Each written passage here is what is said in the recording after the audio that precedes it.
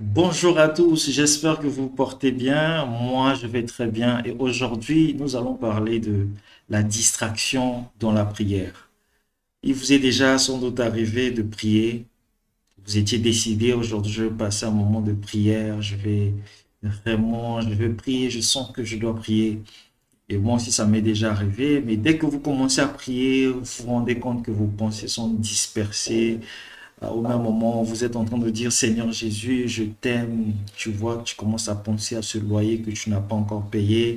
Il y a un rappel de cette dette que tu n'as pas encore réglée qui vient à toi. Il y a tellement de choses au même moment.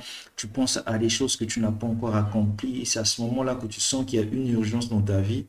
Et à tel point que ça te déconcentre. Et puis à un moment donné, tu reviens encore, Seigneur, tu es le lys de la vallée. Mais tu n'arrives pas. En fait, ça t'empêche de prier assez longtemps, de rester assez longtemps en prière parce que tu n'es pas concentré, il n'y a pas vraiment d'intérêt dans cette prière que tu fais.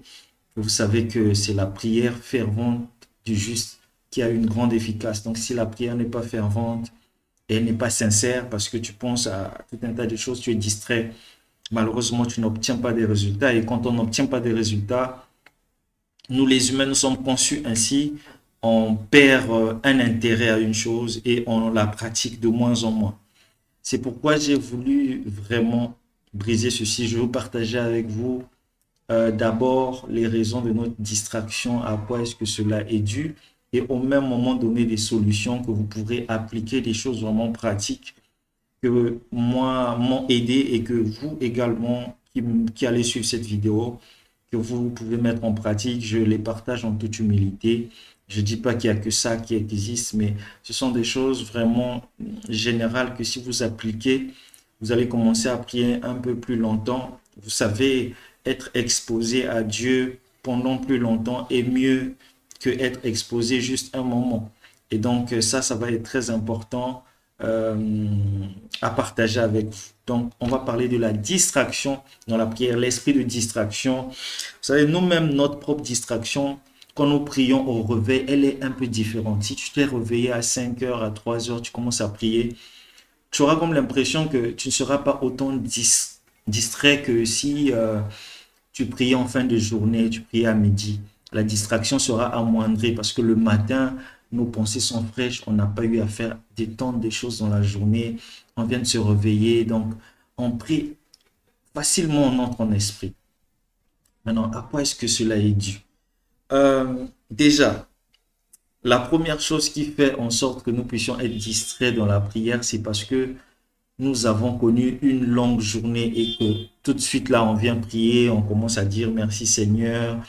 C'est comme en fait un joueur qui veut rentrer sur le terrain sans s'être échauffé. Facilement, il y a une blessure, facilement, il va se fatiguer. Ça ne se passe pas comme ça. Tu ne peux pas avoir travaillé pendant toute une journée, traité plein de dossiers et directement commencer à prier. Non. Ce que je vous conseille, c'est que quand vous avez eu une journée assez dure, vous avez été dans vos dossiers, dans la compta, dans le marketing, tu as passé plusieurs heures à faire des choses qui n'ont rien à voir avec Jésus, prends d'abord un moment de silence où tu vas penser à lui. Tu te tais, tu médites un verset, un cantique, un chant. Tu aimerais, tu aimeras ton Dieu, par exemple, de tout ton cœur, de toute ta pensée, de toute ta... C'est la Bible qui le dit. C'est que tu ne peux pas t'approcher de lui comme ça sans avoir pris le soin de faire comme de l'ordre dans ta tête. Tu reviens de loin, tu reviens de plusieurs choses. Commence d'abord à penser à lui avant de parler. N'est-ce pas? On dit que la parole, c'est une pensée exprimée. Donc, il faut que ça commence d'abord dans ta pensée avant que cela ne soit exprimé sous forme de parole. Donc, commence à penser à Jésus, commence à dire, Seigneur, dans ta tête, d'abord dans ta pensée, et vraiment, cette journée, tu m'as gardé. Franchement, il y a un verset qui dit, euh, le juste vivra par la foi. Tu commences à murmurer ce verset. Tu commences juste à imaginer quelque chose qui a à voir avec la parole de Dieu avant de commencer. Prends ce moment de silence, ça te fera du bien.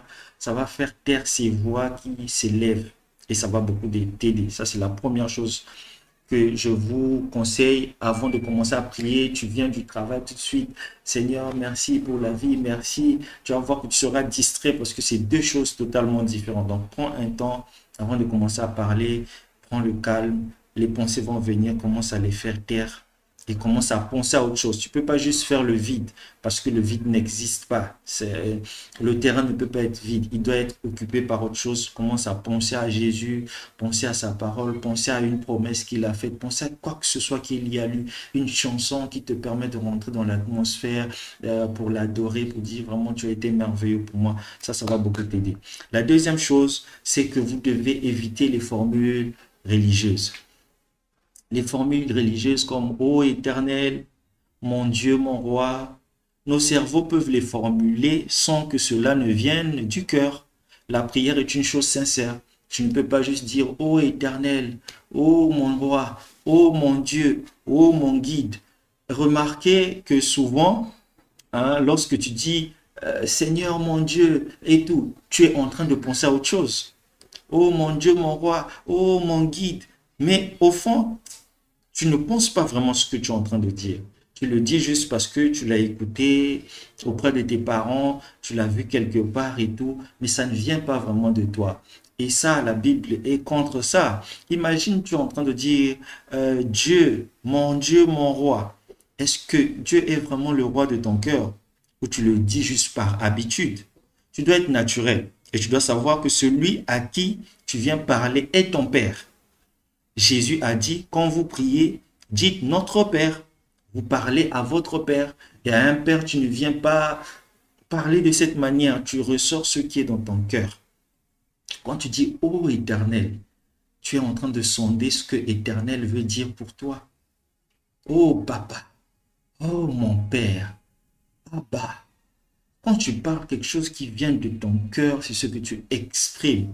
N'ayez pas l'habitude de dire des noms de Dieu juste parce que vous les avez lus, sans comprendre l'impact que cela représente. Quand tu dis même « Oh Jéhovah Jireh », tu sais ce que ça représente pour toi. Oh le Dieu qui a pourvu. Oh le Dieu qui a été avec moi. Tu sais ce que tu es en train d'exprimer. Donc évitez les formules « Oh mon Dieu ». Parle. Si tu étais en face d'une personne, que tu étais en train de parler à cette personne, il y a une manière de parler à cette personne. Tu dois parler de la même manière. La troisième chose que je tiens à partager avec vous, c'est que pour ne pas être distrait dans la prière, vous devez pratiquer Philippiens 4, verset 8. La Bible dit, au reste, que toutes les choses qui sont vraies, honorables, soient l'objet de vos pensées. Il y a beaucoup de choses, la Bible dit que tout m'est permis, mais tout ne m'est pas utile. Donc, il y a certaines choses que vous devez éloigner de votre pensée pendant la journée pour pouvoir être concentré dans la prière. Je vous donne un exemple. Vous regardez des films avec des scènes impudiques, des propos grossiers, des actions, des films d'action avec beaucoup de violence. Vous avez regardé toutes ces choses pendant la journée. Vous avez nourri vos esprits avec ça. Ça n'a rien à voir avec Dieu. Il y a d'autres films, vous allez me dire, il n'y a rien de mal, on donne des conseils, oui, mais ça n'a rien à voir avec Dieu. Ça peut être permis, mais ce n'est pas utile pour autant. Donc vous avez saturé votre pensée avec certaines choses. La Bible déclare que ce que tu sèmes, c'est ce que tu récoltes. Tu ne peux pas s'aimer beaucoup de mauvaises choses pendant la journée et t'attendre à pouvoir prier longtemps.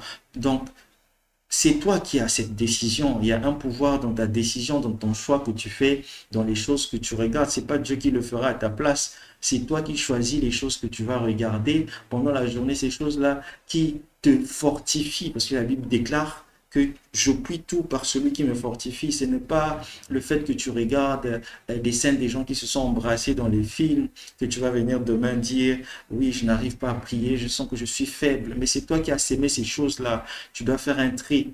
Tu dois faire un tri des choses. Tu dois te concentrer sur ce qui est honorable, ce qui est bon, ce qui est juste, ce qui n'est pas juste. Il faut que tu fasses le choix de mettre ça de côté. C'est pas Dieu qui viendra en fait le faire à ta place. Du moment où tu sais que ça, c'est pas bon, ça va pas m'aider, tu dois faire le choix de les mettre de côté et nourrir tes pensées des prédications, des versets bibliques et des choses qui te permettent en fait de facilement rentrer dans l'atmosphère. Ça va t'aider vraiment. Et le dernier point, je te conseille de pratiquer le passage de Matthieu 6, le verset 7. Jésus dit, quand vous priez, ne multipliez pas de vaines paroles. Le Seigneur n'exauce pas la longueur, mais la foi. C'est pas parce que tu répètes Jésus, Jésus, Jésus. Non, c'est pas ce que Dieu va écouter. Lorsque tu n'as plus rien à dire à Jésus, reste calme. Écoute. Si tu n'as plus à dire, adore-le. Demande-lui de te parler. Ne dites pas ce que vous avez. C'est-à-dire que tu as déjà dit tout ce que tu avais à cœur. Tu as fini de le dire. Et ensuite, tu commences à parler sans sincérité. C'est une perte de temps et d'énergie pour rien. La prière, lorsque on a quelque chose à dire, on structure cette chose, on la dit avec sincérité. Si on n'a plus quelque chose à dire, on commence juste à adorer le Seigneur. On commence à réaliser les petites choses qu'il a eu à faire dans notre vie. On commence à lui dire tout ce qu'on a au fin fond de notre sincérité. Seigneur, tu sais, cette chose-ci, je te l'ai demandé, ça fait un moment, mais jusqu'à présent, je n'ai pas vu le résultat. Je n'arrive pas à comprendre qu'est-ce que j'ai pu faire qui empêche à ce que tu répondes. Et pourtant, dans ta parole, tu as dit ceci. Tu parles. Tu vas même pas remarquer que le temps est en train de te passer. Mais l'avantage dans tout ça, c'est que quand tu restes longtemps avec le feu, toi aussi, tu deviens chaud. C'est pourquoi on dit dans la Bible que l'ombre même de Pierre pouvait guérir. Ce n'est pas un commandement de passer autant de temps en prière, mais Jésus pouvait venir dire aux disciples, lorsqu'il les emmenait en prière, vous n'avez même pas pu tenir 1 heure. C'est comme pour dire que 1 heure, c'était vraiment le minimum qu'ils pouvaient tenir, mais ils n'ont même pas pu tenir juste 1 heure. Donc, c'est pour vous dire que vous devez prier. Il y a certaines faiblesses que vous rencontrez dans la vie, c'est juste par manque de vie de prière. Le diable va souvent vous pointer du doigt des gens qui prient beaucoup et vous ne voyez pas des résultats dans leur vie pour vous dire, regarde, un tel, il prie beaucoup, mais jusqu'à présent, tu n'as rien vu. Donc, laisse cette histoire de prière. Regarde, ça ne paye pas. L'autre, il est là, il prie. Oui, lui, il prie pour... Quels sont les sujets qui l'emmènent en prière? Est-ce que ce ne sont pas des sujets égoïstes? Est-ce que ce ne sont pas ces convoitises charnel qu'il part demander à Dieu, alors que Dieu avait promis de répondre à nos besoins?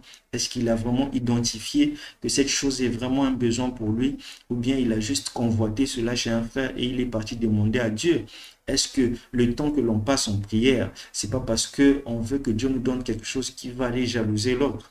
Si vos objectifs, vos motifs sont justes et que vous demandez quelque chose à Dieu avec sincérité et que cela cadre avec sa volonté, Dieu va vous le donner. Mais si vous priez que vous sentez que Dieu ne vous accorde pas quelque chose, restez accroché. Plus tard, vous allez comprendre pourquoi il ne vous l'avait pas donné.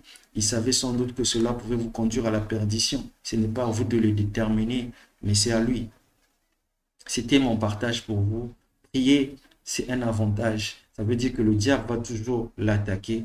Et la seule manière pour lui de l'attaquer, c'est de vous distraire lorsque vous essayez de prier. C'est un esprit de distraction qui s'empare de vous.